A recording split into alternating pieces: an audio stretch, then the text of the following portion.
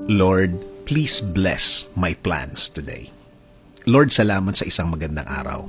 Salamat sa isang araw na pagbibigay niyo sa akin ng inyong proteksyon at pagmamahal. Salamat sa laging pagsama niyo sa akin.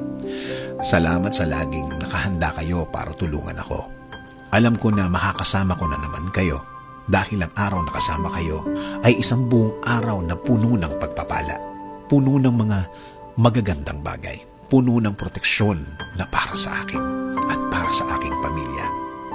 Panginoon, marami po akong gustong gawin. Marami po akong naiisip na gawin sa araw na ito at sa mga araw na parating. I-bless mo po ang lahat ng aking plano ngayon.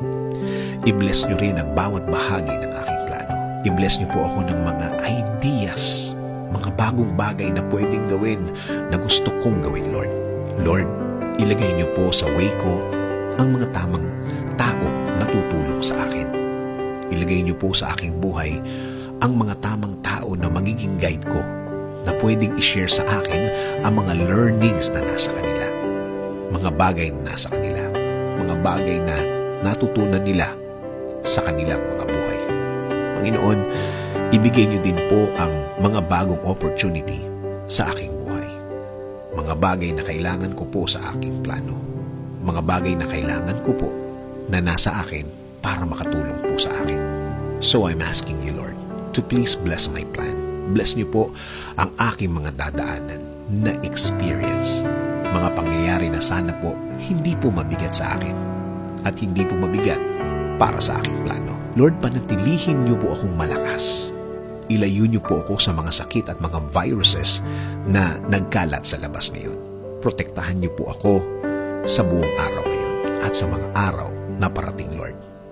Patuloy niyo pong bigyan ng solusyon ang aking mga problema. Patuloy niyo po akong bigyan ng wisdom.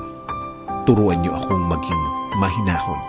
Turuan niyo akong maging focus sa vision na ibinigay niyo sa akin para sa aking plano, sa aking buhay. Kayo na din po ang bahala sa aking pamilya, Lord. Alagaan niyo din po sila at i-bless sa araw-araw ng kanilang buhay. Bigyan niyo din po sila ng proteksyon. Bless them with your guidance and direction. In Jesus' name we pray. Amen. Sabi nga sa Proverbs 16:9, in their hearts humans plan their course, but the Lord establishes their steps.